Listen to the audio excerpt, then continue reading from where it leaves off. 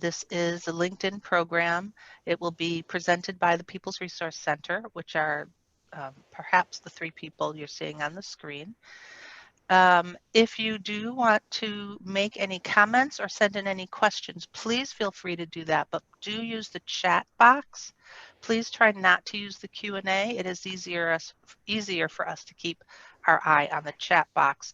When you are using the chat box, please make sure to change your setting to all panelists and attendees, and that way we can all see what you have to say. My name is Beth Clower. I'm with the Glen Ellyn Public Library. I am the business liaison here at the library. Just one other housekeeping note. At the bottom of your Zoom screen, if you kind of move your mouse around it, and at the bottom a whole bunch of icons should show up, one of which says live transcript.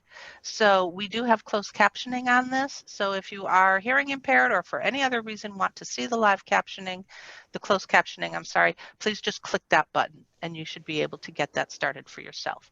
So without any further ado, I'm going to go ahead and hand it over to the People's Resource Center. And again, thank you all for coming. Thank you, Beth. Hi, so my name is Chris Martinez. I'm the PRC Job Assistance Coordinator for the Job Assistance Program. And do you all have the presentation you want to pop up? Do you got it? Oh, I thought you were gonna, sorry, I thought you were managing the slides. No, you're not, right? Or yes? You talking to me? Sorry. Yes, Lori, I'm sorry. I can certainly pop it up. Okay. Go ahead. So PRC has been serving DuPage County since 1975. All of our services are at no cost, and I will go over some of the programs that we actually have still going on even throughout the pandemic. Pretty much all of our programs right now are virtual.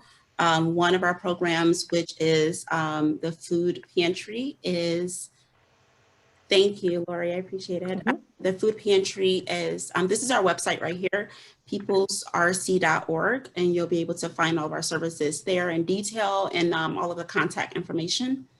Next slide, please. Really quick, I'll just go over the guidelines for the virtual workshop.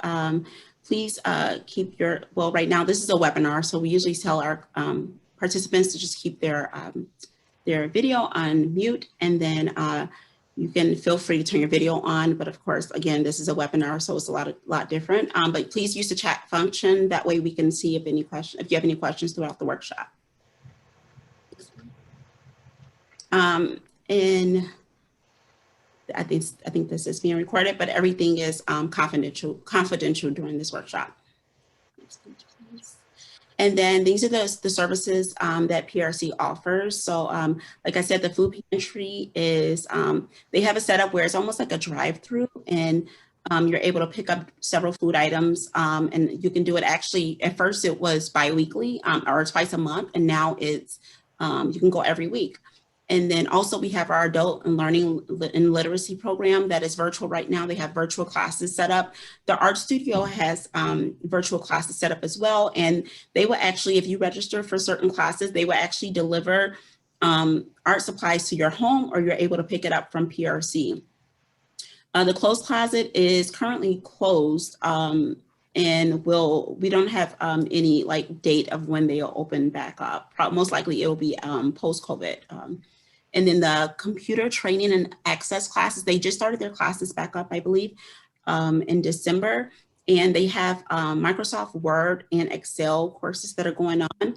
And they are virtual, but they do have, I think it's Excel and Microsoft, like the level 1 and level 2 courses going on right now. And you can find more information on our website. Social services is going on. So if you need any financial assistance, any assistance, with rental assistance or housing mortgage assistance, they can help you with any of those services. You can just get the information again on our website and contact them, and they'll set up a meeting with you in order to get more information from you. And then of course our job search assistance program that we actually have been going on. It's been open throughout the entire pandemic, and we have one-on-one job coaching. If you are interested, I did put our link for an interest form in the chat box. So you click on the link and you just fill out that form quickly, and that lets us know that you're interested, and we can contact you and get more information. You just go through 2 orientations in order to get be matched with the job coach, and the job coach will assist you in any way possible in order for you to find the job that you desire. We also have resume specialists that will revise or create a resume for you if you don't have one. Rhonda Peoples, who's online right now, you see her, she's one of our resume specialists who's been with us for a couple of years now, and she's great with revising or creating resumes for you. Also, we have an online job board, and on our People's Resource Center website, if you go to the job assistance page, you'll find more information at the bottom of the page with our online job board. You're able just to click on the link there, and it'll give you all of the job leads that are within DuPage County that we receive, and we're connected, a partner with those companies. Okay. And that phone number there, an extension 333, is our line. If you are interested in joining our job assistance program, which pretty much means that you are interested in getting a one-on-one job coach, you can just call that line there and leave a voicemail with your name and phone number, and someone would get back to you within like 48 hours and to get more information and sign you up for our orientation. If I can jump All right. in just very quickly here, I did want to make it very clear to our attendees and anyone who is on that this webinar is being recorded. I did put this in the chat, but I want to make it very clear. The webinar is being recorded, and it will then be put up for viewing on the library's social media platforms. So whatever is said inside of this webinar will not be confidential. So I don't want anyone to be taken aback by that. Thank you. Thank you for clarifying. All right. Thanks, Beth. Thanks, Chris. As we go through, I'm Lori Tanking, by the way. I am a PRC volunteer and I'll say former job coach. I did that for a couple of years, and now I've transitioned into a lot of our workshops and our orientation sessions online.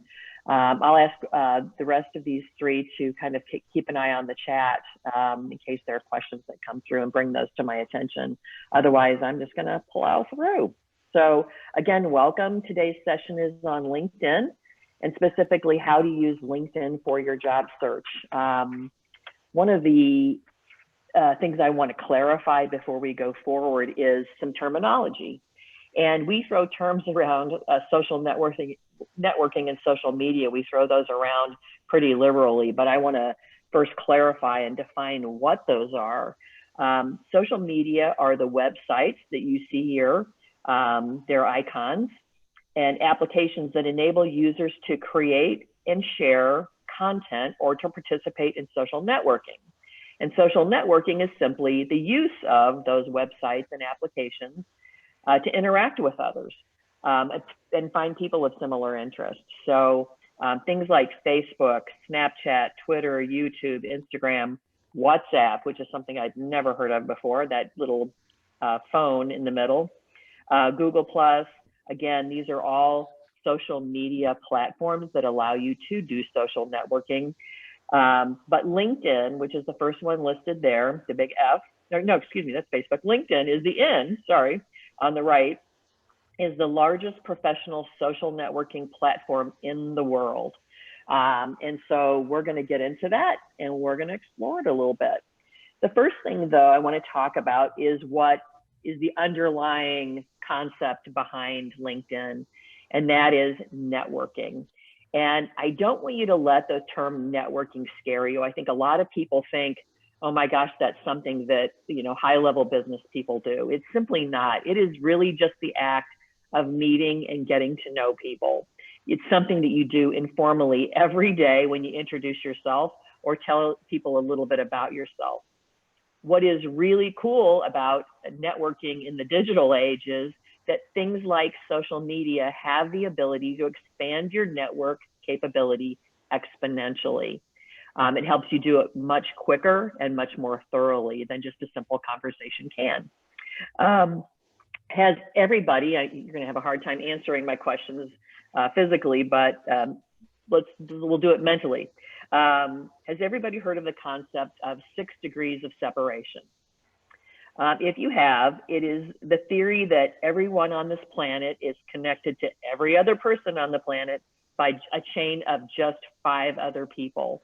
And that's what you see depicted here in this little picture. I like it so much because I think it really helps visualize the concept of networking.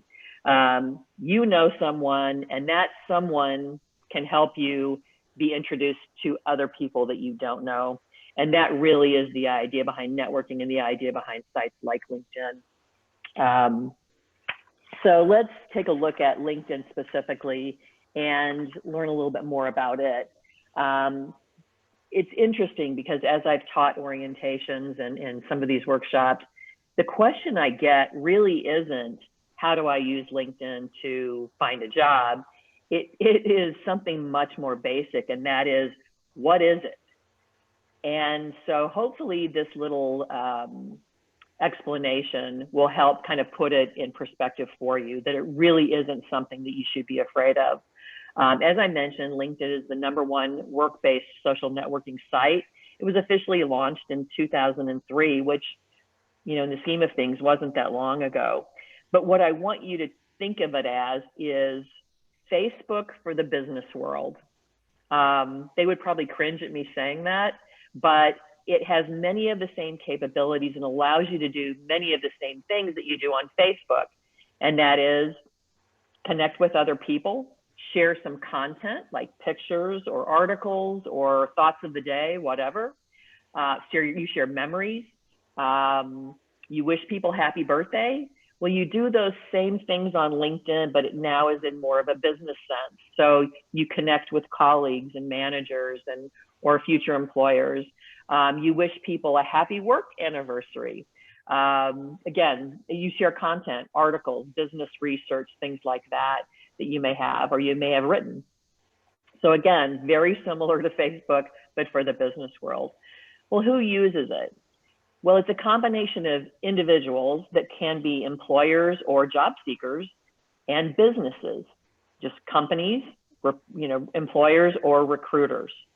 There are over 610 million members worldwide, which is just staggering. There are about 1/4 of Americans that utilize the site, but more importantly, 77% of recruiters and almost 100% of Fortune 500 companies use it. And those are the people that are the ones that are important to you if you're looking for a job. So that's a little bit about the background on LinkedIn. So why do people use it? As I mentioned, much like Facebook, LinkedIn can help you network, but now with other professionals, organizations, and recruiters, and it allows you to share content. But it also allows you to do 2 really important things that are just really the core of job searching, and that is to promote yourself and your achievements and your work history through an online profile. And we're going to talk about building that profile. That really is kind of the core of this session today. And then next, equally as important, is to help you find a job. It is really simple to use, and I think will kind of surprise you. If you haven't been in and looked at job searching in LinkedIn, it really is pretty intuitive. And I think, again, you'll be surprised at how easy it is to do that. So relative to that finding a job, the last bullet point there are over 20 million open positions on LinkedIn jobs. Just in 2020. There are 3 million jobs posted every month in the US alone. So there are jobs out there, and it is a great site and has a lot of different ways to help you zero in on the right job for you based on a number of different criteria. And we're going to talk about that in a little bit. Before we get started on this next slide, there have been 2 comments in the chat I wanted to make sure we addressed. The first one says, unfortunately, I receive all kinds of greeting reminders for people who are dead. It freaks me out. Can this be addressed? And the second one is, how do recruiters know that I'm looking for a job, and how is the job market during the pandemic? So those are 3 different issues. Okay. The first one is an interesting question. And I think there are 2 ways I'm going to answer that question. First, there are settings in LinkedIn that will allow you to have a little more privacy and turn off some of those notifications. The people that are dead, that is very interesting. It means that there are LinkedIn accounts out there that haven't been closed down. So that's very unfortunate. Then the second question there Was, Dr. how do Uzumaki. recruiters know that I'm looking Yes. for a job? Okay.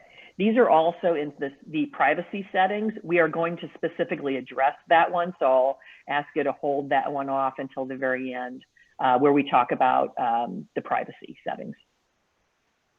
And then there was a third. Third one was, how is the job market during the pandemic? Yeah, you know what? We just had a job coach meeting at PRC yesterday, a Zoom call, and the market is still bustling. I wouldn't say that, again, it's at its height, but we feel like it's kind of the calm before the storm. We do have people that are being placed this month already.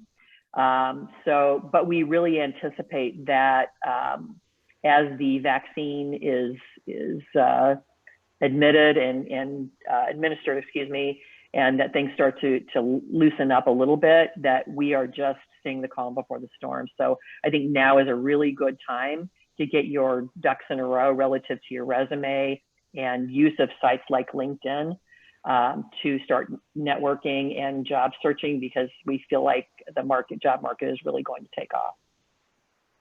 Hope that answers that question. Okay. So why use LinkedIn for job searching? I really feel like that LinkedIn is kind of the sweet spot in terms of job hunting and networking.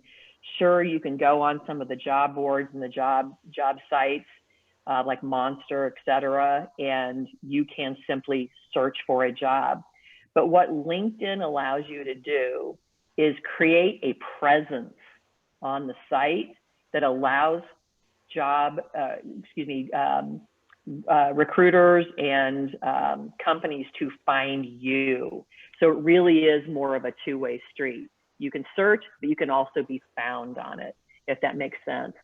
So I think another important statistic that really benefits LinkedIn is that only 15% of available jobs are ever advertised. That means that the rest of those jobs can only be found through networking, which is why that kind of foundation of LinkedIn is so important. People have also, I think this is from the Bureau of Labor Statistics, report that 70% of their jobs that they've secured were found through networking. So again, you're getting it from both sides. You're getting from the job search seeker and the companies that this is where, this is why LinkedIn is so good.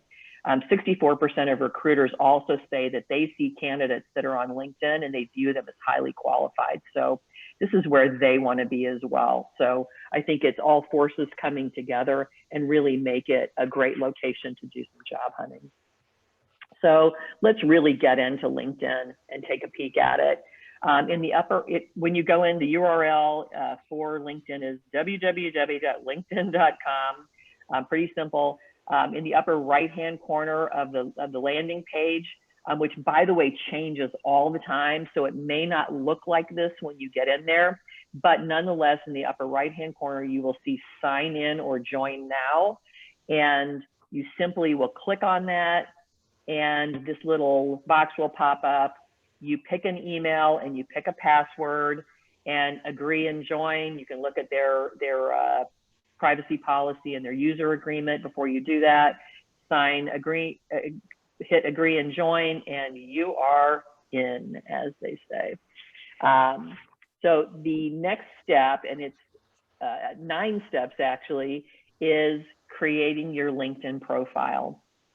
And I'll go through these really quickly, but we're going to take each one of these, about a page on each one of these, because they're all extremely important in building a robust profile about yourself. First, you're going to upload a professional photo. You're going to add your industry and your location. And why those are important is because those are searchable things that can help employers find you. Next, you're going to write a headline and a summary. You can actually customize your LinkedIn URL, and if that doesn't mean anything to you right now, it will in just a second. You're going to describe your work experience. You're going to add skills. You're going to really fill out your profile by adding your education, certifications, or organizations you're involved in. And then you're going to connect with other people, that networking aspect. And then finally, you're going to turn on, this will be explained more later, and let recruiters know you're open for business and your job hunting. Okay, so here's where we get started. These are actually the first 3 steps in creating your profile. First, you're going to upload your photo, and it always scares people, right? But I would say in terms of your photo, it doesn't have to be overly formal. It should probably match the kind of job you're looking for. So if you're an attorney, as an example, maybe you're in the medical field, you should be dressed like you would go to work. But formal isn't important. I think most of all, nothing too crazy. Just minimally look approachable in your picture. This guy, actually, this example, he works at LinkedIn, so he's a little bit more casual, which probably is very appropriate. Next, you're going to add your industry and your location. You can see this guy says he works for LinkedIn and he's in the Bay Area. Again, these are searchable concepts that employers can use to find you. For example, they can say, I'm looking for somebody who has LinkedIn experience and is living in the San Francisco Bay Area. They can actually do that on LinkedIn to narrow their search and find qualified candidates. Then you're going to write a headline and a summary. And my best advice here is go back to your resume. You should really have a resume done and ready to go before you ever get into LinkedIn, because the good news is you can use all of that content as a starting point for your LinkedIn profile. So your headline, it can be up to 120 characters, but more brief is better. It should just be a few words that either reflect your title or your experience or something maybe about you personally that's attention grabbing. And then your summary, as you can see at the bottom there, is a little more lengthy. It can be 2,000 characters.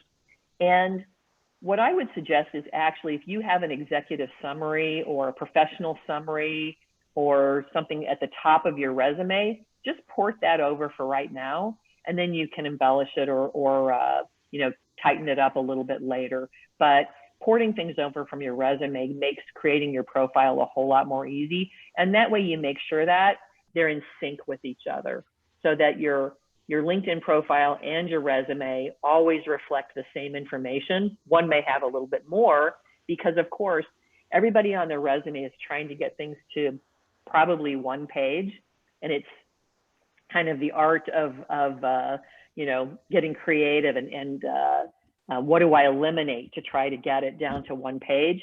But LinkedIn really has kind of limitless space for you to really embellish some of the positions you've had and talk about your responsibilities. So minimally though, the information on them should be in sync with each other.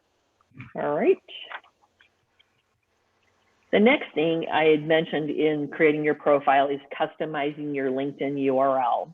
And in a sense, when you create a LinkedIn account and then start going in and working on your profile, LinkedIn actually provides you with a URL, and that's a distinct locator, if you will, on the internet that allows LinkedIn to show your profile to the world over the internet.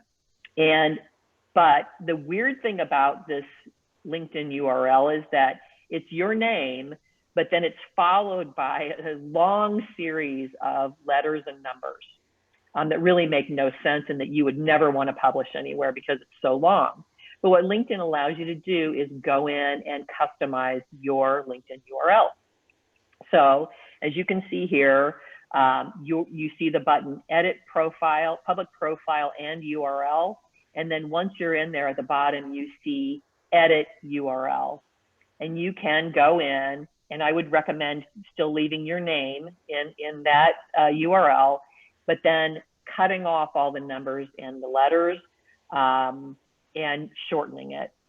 It'll let you know if you haven't created something that is unique because you don't want to be confused with someone else. But once you do that, now what you can do is go back to your resume and put your LinkedIn URL and say, find me at Lori Tanking, at LinkedIn. So this is another way that you can direct people to your presence on LinkedIn and your profile, which again, probably is a little more robust than even your resume. Hope that all makes sense. Okay. All right. The next thing you're going to do is add your work experience. And if that little picture on the bottom looks a lot like your resume, you are right. What I would recommend doing is to start, again, port the body of your resume over to LinkedIn in your profile. That just is a good way to start and a good way to, again, to keep them in sync with each other. We always recommend that you use what we call the SAR approach, SAR, which stands for Situation, Action, Result. People have also called it the STAR method, Situation, Task, Action, Result. But what it means is that you, in those bullet points, if you will, that you're presenting a situation, what actions you took, and the results that you had. Again, I mentioned I teach a lot of PRC jobs orientation, and we talk about the SAR approach all the time and we practice it. But the bottom line on it, the concept is that you can talk about your experience, but when you talk about the actions you took and the results, more importantly, that you achieved, it makes what you did more believable and more real. So if you try to keep to that, you don't just want to regurgitate job responsibilities because that's pretty flat and it shows no contribution on your part. But when you add actions and results, it again really becomes believable. So it's very important. The other concept I want to bring up is the idea of keywords. And keywords are important in the digital age because those are the connectors, if you will, to what you're putting out there and what an employer is looking for. So for example, if in my work experience, I'm an accountant and I have the word accountant in there 10 times in my job descriptions, and an employer is looking for an accountant, the more times I have that word, the more times people are going to find me. That really is kind of the glue that happens in the search and the find, if you will. So keywords are important. You don't want to really overdo them, but you need to make sure that they're there.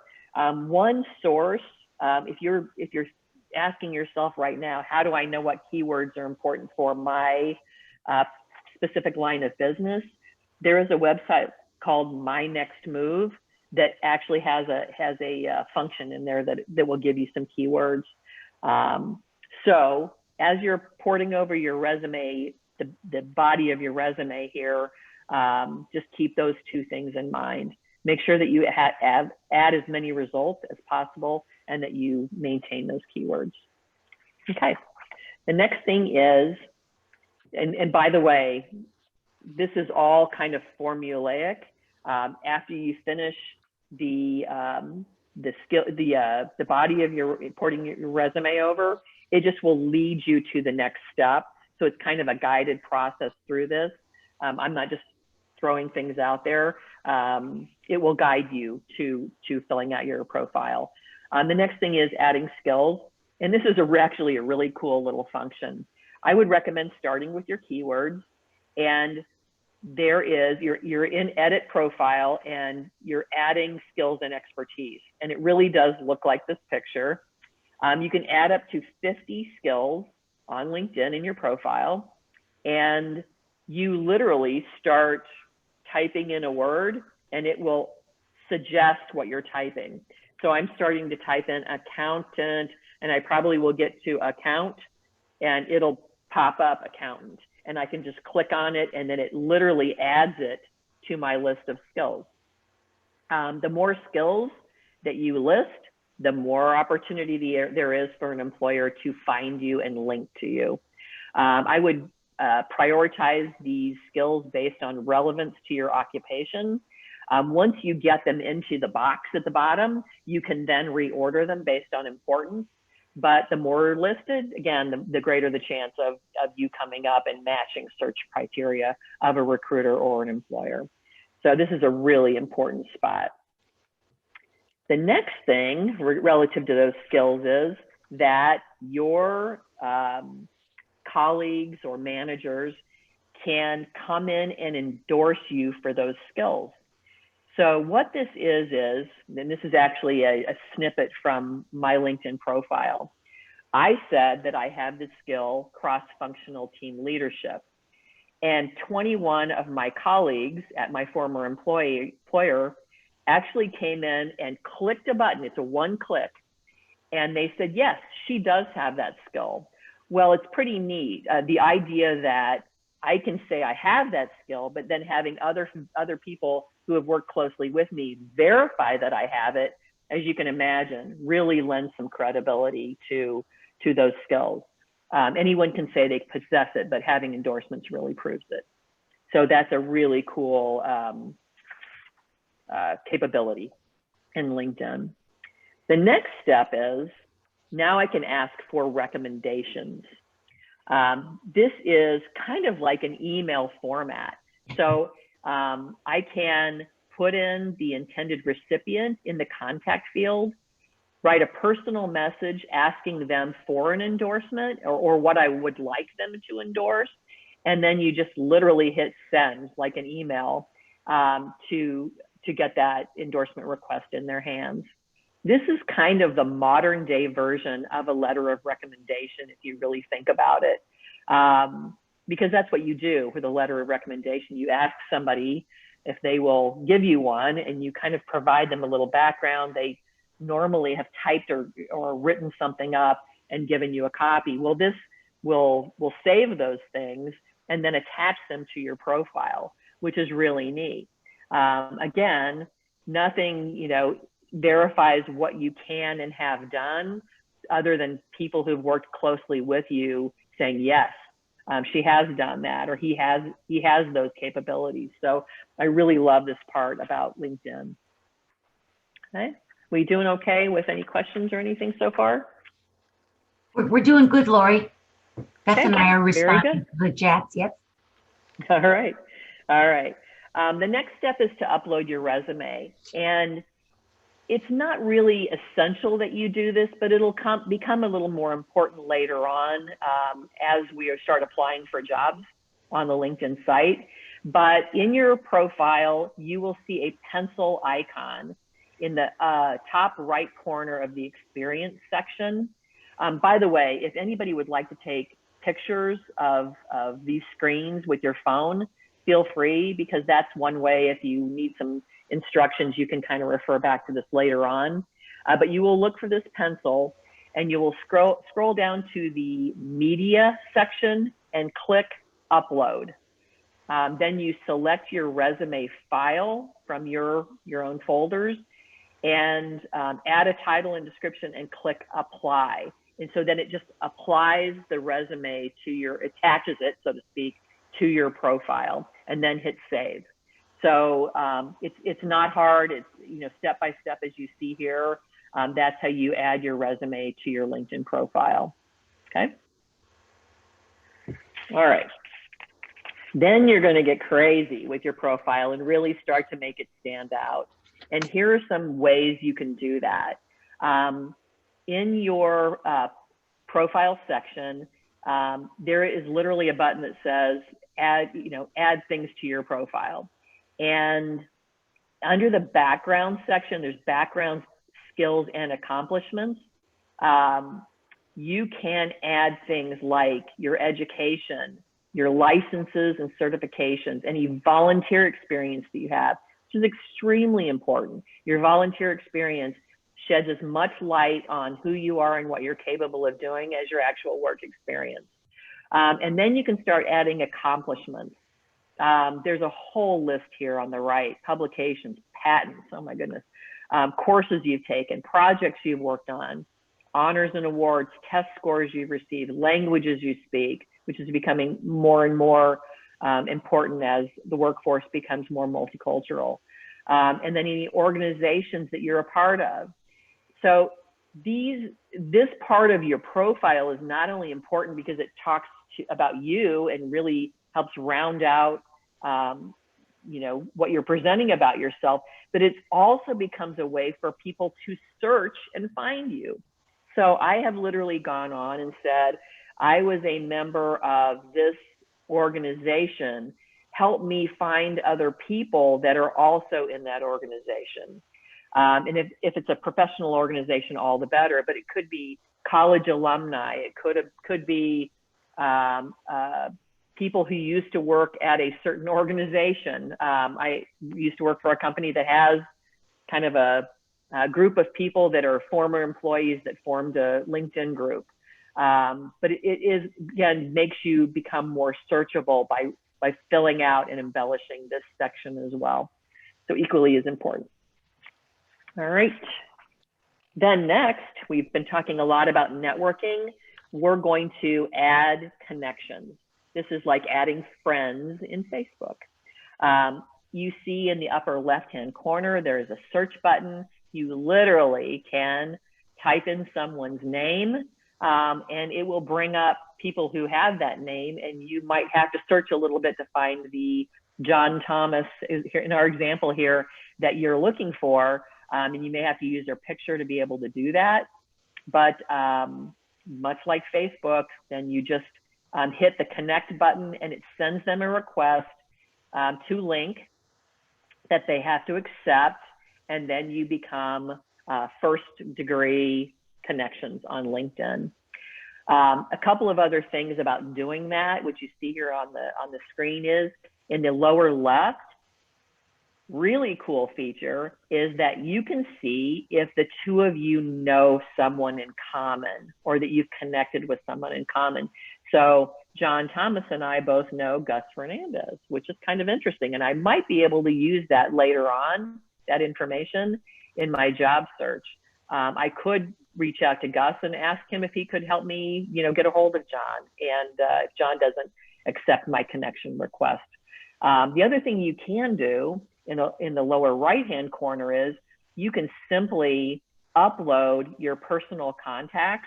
I think you can also add your Facebook friends as well. I think you have a couple of different options there. I tend, quite honestly, not to use this function because everybody that's in my personal contact list on my computer or my phone, I don't want on my LinkedIn profile. You know, there may be family members, et cetera, that, you know, I wouldn't use in a business context necessarily. But if you would like to do this and port in your contact list, this is a way you can do that. You just have to put in your password and it'll upload those contacts. So it is a feature. I'm sure a lot of people use it. I just personally don't tend to do that. But hopefully this shows you very quickly and easily how simple it is to connect with somebody. You search on them, you hit connect, and you wait for them to respond. So I think couldn't be more easy. I did mention the term first degree connection, and I like this little chart here, this little picture, because it shows kind of just graphically how that works. First degree or first level connection is someone that I have connected with. They've accepted my LinkedIn request, and we are now connected on LinkedIn. I can see their stuff, they can see mine. A second level connection is someone that my connection knows, but that I'm not connected to. And they kind of can play the middleman in there. And then there's something called a third, I'm sure there's fourth and fifth degree or level connections. But where this becomes important in LinkedIn is that middle person, so to speak, can help you in some situations get connected to somebody who might be a second or third level connection and help you link.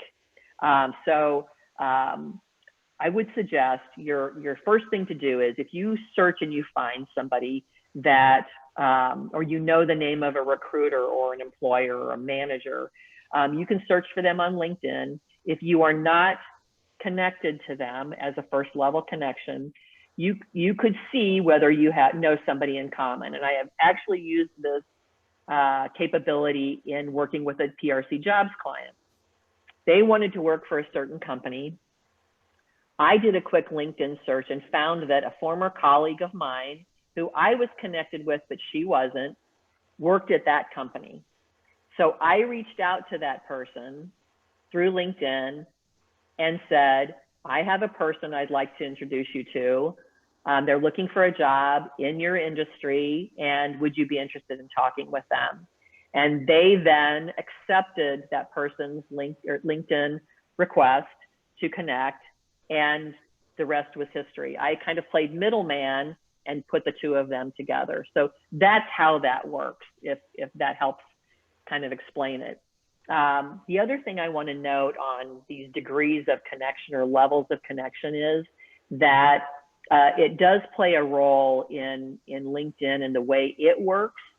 I cannot directly speak to or connect through and what they call InMail, which is their LinkedIn email. I can't connect with them if they're not a direct, connection to mine. That requires a premium membership to be able to do that and email anybody. And we're going to talk about premium memberships in a little bit. Most people use a free version of LinkedIn. You don't necessarily need a premium membership or a paid membership. But hopefully these level connections, this helps a little bit in explaining that and what you can or cannot do, given the degree of connection. Okay, all right. So let's talk about the most important reason we're here, and that is job searching on LinkedIn. And there's a couple of different ways you can get there, if you will. While you're working on your profile, up at the top, there literally is just an icon that says jobs, and you click on that, and it looks probably a lot like Indeed, if you will, where on the left in the search box, you type in a title, a skill, or a company, and on the right, you say where you want to do it at. You give it a location, and you can do that by city, state, or zip code. You can also get to this point directly through a LinkedIn address called linkedin.com/jobs. It'll bring you to the same spot. So this is where your wish list starts. You again type in what you want to do and where you want to do it, and hit search. And the jobs that are applicable for that search criteria come up. Okay. I had mentioned earlier that you can tweak the privacy settings in your profile. Under your profile, you will just see at the top privacy, and on the lower left, job seeking preferences. And there are a number of different things you can do here. You can tweak some of the job application settings. You can let recruiters know that you're open to opportunities. I'm going to talk about that in a little bit. It's called opting in.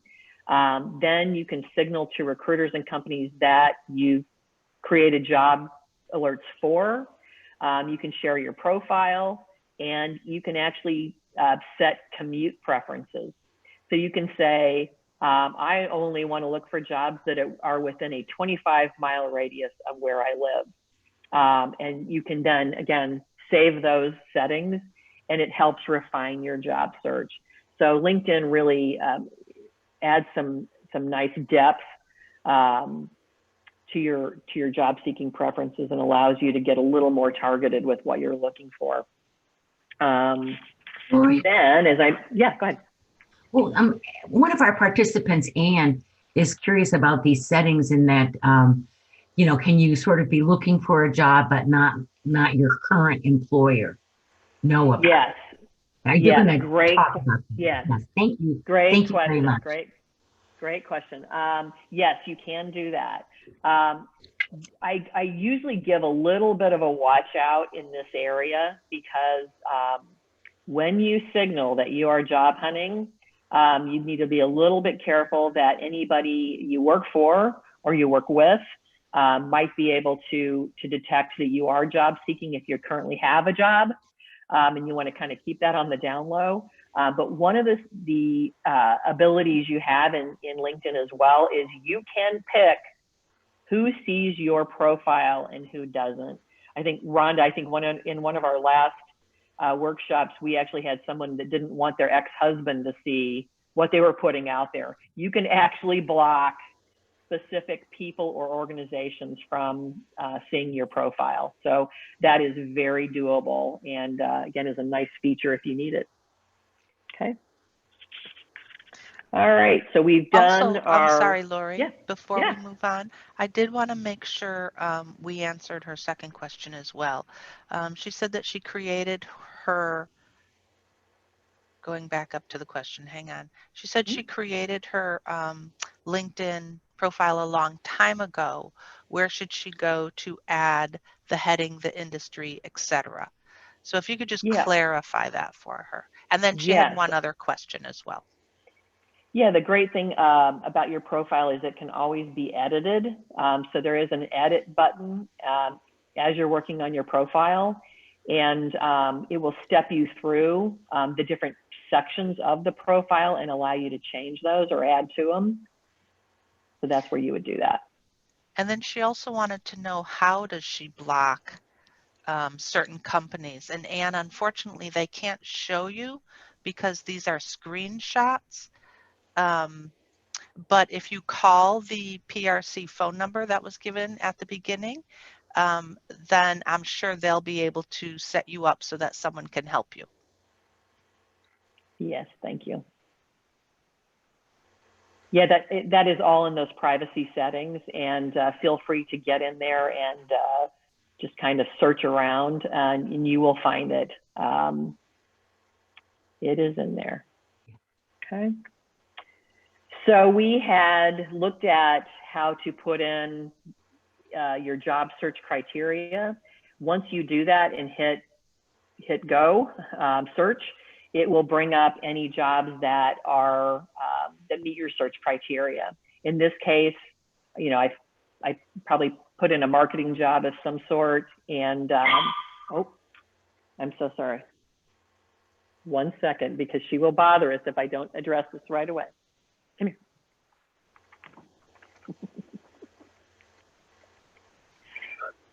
I'm so sorry. This is what they laugh about on Zoom calls, right? Where life gets in the way.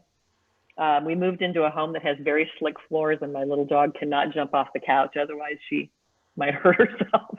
So anyway, sorry about that. So this is a job that came up in my particular search criteria. And if you look at it, it probably looks a whole lot like Indeed. They're built very similarly.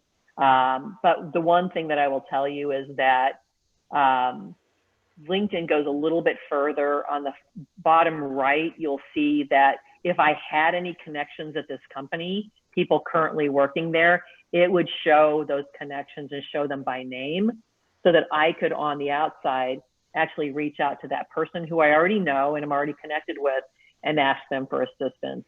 Again, back to that whole networking concept.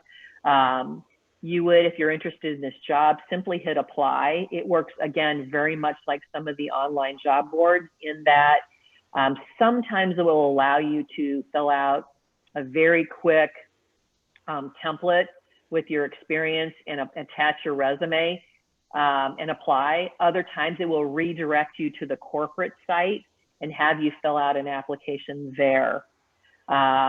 So a little bit different. You'll also see in the lower left and in the middle there, just a little more information. It actually is showing the number of applicants that have applied for this job, which is something the other online job boards I don't think do.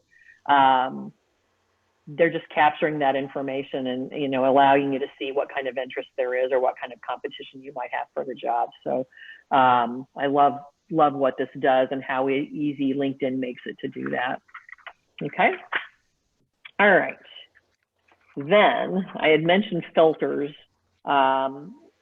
regarding the job search. LinkedIn, just, you know, 9 ways to Sunday, man, they really put in a lot of information that can allow you to just, you know, reduce and really focus your search. You can actually search for jobs based on the date they were posted. So you don't, you know, you're getting the freshest stuff, so to speak, and you're not applying for a job that's been out there for a month. Because chances are they've already filled that or are about to fill it. They're going through the process. You can look for a certain salary. If you have an amount per year or per hour that you would only accept, it allows you to put a floor in there. You can search, of course, by job type, by location. You can search within a specific company or industry, or for a job function or experience level. I want only positions that are senior manager or higher. You can search by title. And again, as I mentioned before, the commute or the distance from where you live, and on certain benefits, which is really neat. If you know there are certain must-haves in your job search, this is your place to specify those, right? And I want to kind of wind this whole thing down with some advice from recruiters. I think this is, you know, they're in there every day and they're looking at, you know, what people are putting out there and what's easy or difficult to work with. So I think this is sage advice, but they say, first of all, keep your profile updated. We mentioned before going in and editing it. Make sure that the newest stuff that you've done, the latest experience that you have is listed in there and is always, you know, on the top, especially if you're job hunting.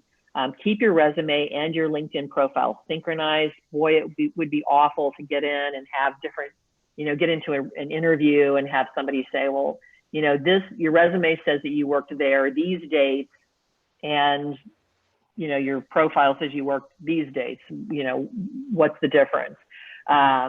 You know, just like your resume, you want to make sure that anything that is on your profile in a job application or on your resume is correct. You would really hate to have a job offer rescinded because information wasn't correct on your resume or your profile. I always tell people, if you are missing information, feel free to call your former employer and ask them. They have company records, they have your file, and they can find that information for you. It's not out of the realm of possibility to call a former employer and say, I just want to verify my dates of employment or verify my salary. They get those calls every day, and you shouldn't feel bashful about making those phone calls. Other advice from recruiters is, you know, making sure you add your email in the summary section, or that you, again, use that URL that LinkedIn provides you to allow people to be able to contact you. Again, use the keywords, really, really important, because that is, you know, that becomes the search criteria that allows you to show up in a search. Indicate your job search status. We talked about that in the privacy settings. Let them know that you're looking. Another way to kind of reverse engineer things is to run searches on the job that you are looking for and see if you come up. That's really easy to do.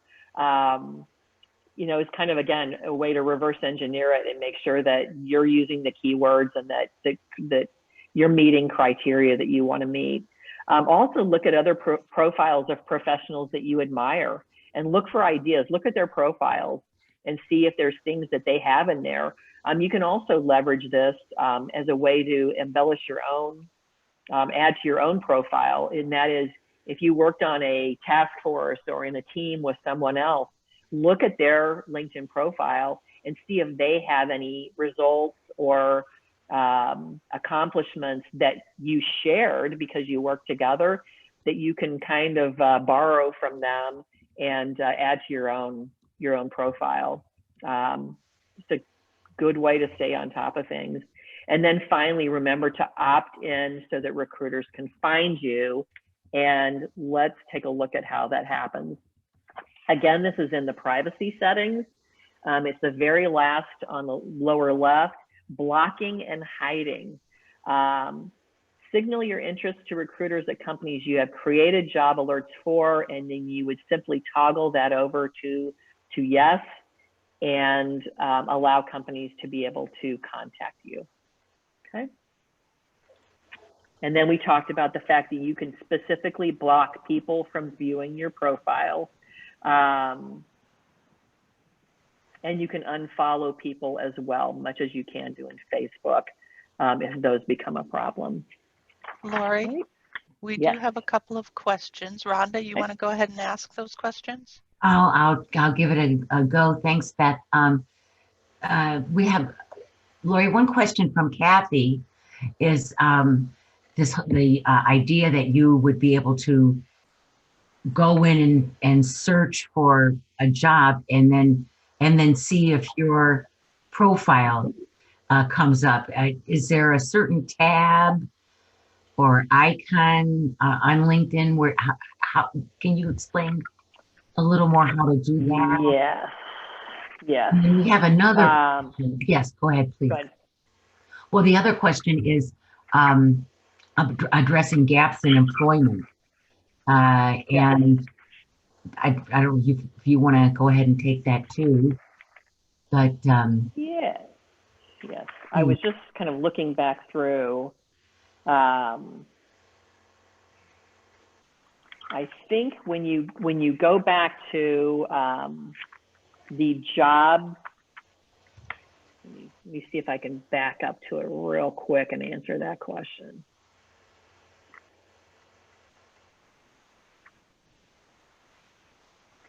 Because we talked, this question is on what I call the reverse engineering portion of this. Right. Right.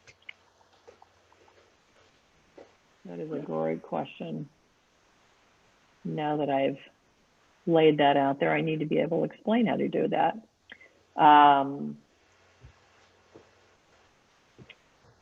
I think how you would do that is not necessarily here. I think it's on the connections. When you are searching, I think you would put in criteria such as accountant, Bay Area, California, San Francisco, California, and see what comes up that way. So it's not so much in the job, in the job hunting area. I think it's in the connections area where you can do that. So you don't always have to connect via a name. I think you can search for people in other ways. Hopefully that answers the question. So it would be in the connections portion of it. Okay. Yes. Hopefully that answers that. And then yes. And then the question about employment gaps. Yes, a small gap in employment. Yep. Yeah, I will say, again, been a job coach for a couple of years, and this question comes up a lot. And Rhonda, I'm sure you get it too, relative to resume preparing. But gaps in resumes used to be a big red flag because it signaled that you sat out of the workforce for a particular amount of time, and it may not have been of your doing. However, we're finding more and more that gaps in resumes are easily explainable because the job market has been so volatile with downturns in the economy and now with COVID. It is way easier and way less, let's say, frowned upon. It's a little strong word, but you know what I mean. That gaps in your employment history are there. I've had a lot of people that have said, I took myself out of the workforce for 6 months to care for an ailing child or an ailing parent. I took off time to re-educate myself. I took a couple of college classes and sat out of the workforce. I put myself into an internship, or I got myself additional training, or I was laid off from a position. I mean, it's so much more understandable these days that, you know, life gets in the way, and there are different priorities other than the being in the workforce, if you will. So I would not these days, as long as you have prepared an explanation for why there is a gap in employment and presented that reason in the best possible light, without, you know, any negative connotation to it, I think you'll be well prepared for an interview. But it's just, again, not as big a deal these days is the bottom line. Rhonda, anything to add to that? Just maybe one little thing in that this gap, if you will, or could possibly be addressed in the cover letter. So just I wouldn't, you know, spend a whole bunch, you know, use a whole bunch of sentences, you know, maybe one sentence, you know, between 1999 and 2001, I was away from, you know, my profession, my career, to, you know, care for a family member. Or, of course, today with COVID, I, you know, was laid off due to COVID. So, and like you're saying, Lori, too, don't be bashful about having gaps in employment. They're not as detrimental as they were years ago. Yeah. Yeah, I think it's another way too with your answer, how you phrase it, is another way to show let your personality show through. Right. You know, if somebody said I stayed home and I actually had a jobs client that did this, their parent was passing and they were out of the job force for 6 months. And she really said it was an honor of my life to be able to do that. And it just showed what a compassionate, caring person she is. And she actually used that in interviews, and it was not an issue at all. So I think we've probably addressed that question enough. Were there any other questions? No, Lori, we're all caught up. Thank you. All right, great. Lastly, I just want to show some additional resources. LinkedIn has a bunch of different how-to videos on how to use the site and get the most out of it. LinkedIn.com/help/LinkedIn. And there's also a student version of that as well, how to use the site. And then there are some advanced searches relative to your job hunt. If you're looking for internships or entry-level positions, there is actually a student jobs portion to it. And then there's an advanced search for even more experienced position you can use. So there are other resources. Just, you know, do a Google search on a how to or where to find, and there's just a plethora of things out there that will help you get the most out of the site. And then finally, some frequently asked questions. We've had some really great questions today. I always get that question, how do I control what others see and view on my profile? Again, that privacy settings is very robust and will allow you to do it and adjust a number of things so that your information is only seen by the people that you want to see it. I get questions too about, should I use LinkedIn on a computer or a mobile device? And I actually have some specs and figures on that. Either one is fine. Most people tend to use a mobile device, believe it or not. More than half of LinkedIn traffic comes from a mobile device, which I find interesting because I tend to use my computer just because I like to see the big screen, but either makes it easily and accessible and usable. And then finally, do I need a LinkedIn premium membership? The simple answer is probably not. The basic membership is free. About 61% of members they report use the free membership. 39% use the premium membership. And so what does that get you? The premium membership allows you to message and view information from professionals not in your network or people that you're not connected to. So that makes it infinitely easy if you have a second or third degree connection to be able to message them directly and ask them for a job. Again, there are ways to get around that because you have connections that are connected to them that you can leverage. And then it allows you to access some additional content that's on the site. Again, you have to weigh the personal decision about whether it's worth the money to pay to get the premium membership. But the simple answer is the majority of people don't do that. Okay. All right. I did want to jump in here quick. Yeah. We are running over. And for those I'm of you pretty who much are done. still okay, for those of you Go who are ahead. still with us, please hang on just one more second and we will let PRC wrap it up. And we do appreciate you hanging on with us. All right. Any last questions? If not, I will kind of wind things down. Just a reminder that our job assistance program, of which Rhonda and I are both, and Chris, who was on before, but all members, volunteer members, we do have one-on-one job coaching, individualized mentoring that help you with your job search, your resume, your overall readiness for the job force, and putting your best foot forward. So there is a number to contact us if you would like. And I think that is it. Okay. So I did want to address Anne. I believe Rhonda put an answer to that question, is PRC free? Rhonda, I believe you typed in an answer which said it's free to DuPage County residents. That's correct. Yeah, And then we did have all PRC services.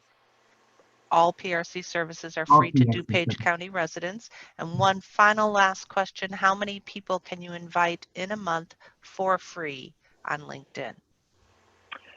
I think the number that I saw was 50, but I know that over time, I know people that have hundreds, if not thousands of connections. So I don't know that there's an overall limit, but one number I did see was 50 to start.